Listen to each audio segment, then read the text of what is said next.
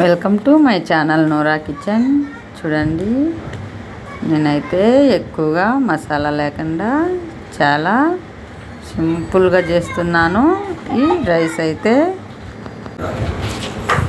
చూడండి, చాలా అంటే చాలా ఫాస్ట్గా అయిపోతుంది. ఈ రైస్ తయారీ విధానం చూద్దాం. చికెన్ను శుభ్రంగా కడుక్కోవాలి. చూడండి, ఇలా కడుక్కోవాలి.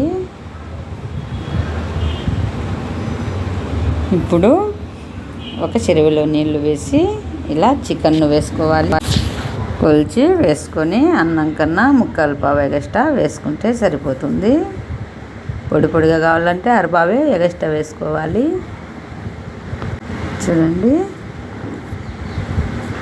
మిరపకాయలు, మిరియాలు, లవంగాలు చూడండి ఇలా చికెన్లో వేసేయాలి. యాలకులు, చెక్క, లవంగాలు, మిరియాలు, మిరపకాయలు వేసేయాలి. రుచికి సరిపడా కల్లుప్పు వేయాలి. రుచికి సరిపడా చూడండి ఇలా వేసుకోవాలి. అల్లం తెల్లగడ్డ పేస్ట్ వేసుకోవాలి. 1 కప్పు ధనియాల పొడి 1 టేబుల్ స్పూన్ వేసుకోవాలి.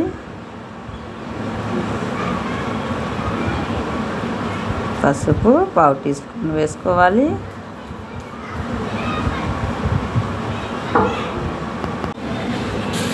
చూడండి ఇలా వేసుకొని మొత్తం వేసిన తర్వాత చూడండి కొన్ని వేసాం కాబట్టి చాలా సింపుల్గా ఉంటుంది. మసాలా ఎక్కువ లేకుండా మూత వేసుకోవాలి. ఇలా ఉడికించుకోవాలి. ఉడుకుతున్నాయి చూడండి. చాలా మసాలా ఏం అవసరం పడదు. చూడండి, ఎర్రగడ్డలు వేసేటిగా ఉంటే ఎర్రగడ్డలు కూడా వేసుకోవచ్చు. ఆప్షనల్, వేయచ్చు వేయకపోవచ్చు. చూడండి ఇలా ఉడుకుతుంది. ఇలా ఉడికిన తర్వాత ఇలా ముక్కలను సపరేట్ చేయాలి.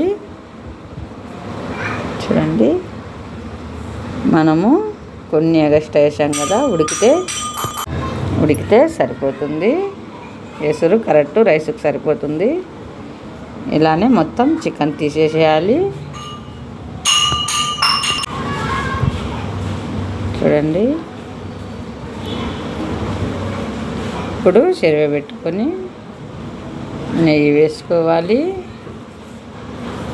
చూడండి ఇలానే పూసగా ఉంది నెయ్యి అయితే. చూడండి ఇలానే కాగాలి. ఎన్ని రోజులైనా నిలవ ఉంటుంది. ఇప్పుడైతే ఆయిల్ వేసుకోవాలి.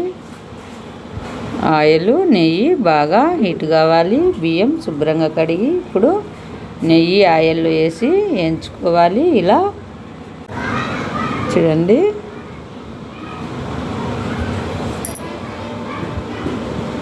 మంచి స్మెల్ వస్తుంది. నెయ్యి ఆయిల్ కలిసి ఎగుతున్నాయి. నెయ్యి వాసన చాలా బాగా వస్తుంది. నేనైతే ఇంట్లోనే ఎప్పుడు నెయ్యి తయారు చేసుకుంటాను. బయట అయితే తీసుకోను. గేదె పాలు కొంటాం కదా, ఆ నెయ్యి ఇంట్లో తయారు చేసుకుంటాను. మీగడ తీసేసి నెయ్యి తయారు విధానం కావాలంటే ఛానల్ లింకులో ఉంది చూడండి. ఇలా వేయించుకున్నాక మనము ఎసురు సపరేట్ చేసాం కదా, ఎసురు వేసుకొని ఇలా కలిదిప్పుకోవాలి. రైస్కి సరిపడా ఉప్పు ఉందో లేదో చూసుకొని కావాలనుకుంటే కొంచెం వేసుకోండి. నాకైతే సరిపోయింది, అందుకే వేయటం లేదు. ఇది ఉడకాలి. వేడిగా ఉంది. ఉడికినది కాబట్టి ఈ ఎసురు చాలా ఫాస్ట్గా అయిపోతుంది. రైస్ కూడా చూడండి ఉడికొస్తుంది. అప్పుడే ఇప్పుడు మూత వేసేసి మూత తీసింటే చూడండి ఇలా దగ్గర పడింది. ఉడుకుతుంది.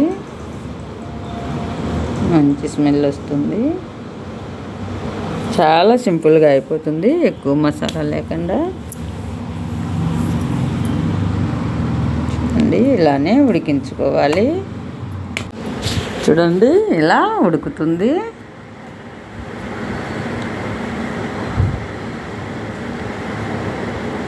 చూడండి చక్కగా ఉడికింది.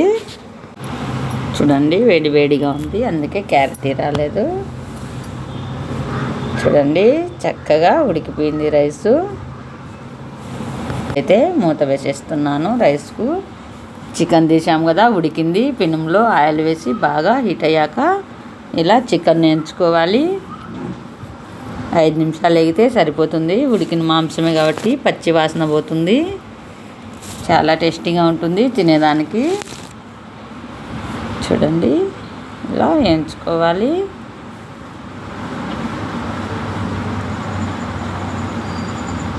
చూడండి ఏగుతుంది.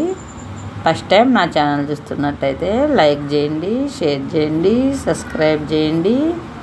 ఇండియా దుబాయ్ వీడియోలు వచ్చాయి చూడండి. ఇలానే వేయించుకోవాలి. ఆయిల్ అయితే తక్కువగా వేసాను కదా, ఈ ఆయిలే మిగిలిపోతుంది.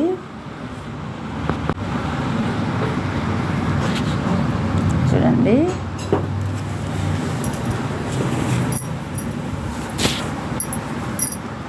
ఏగిపోయింది.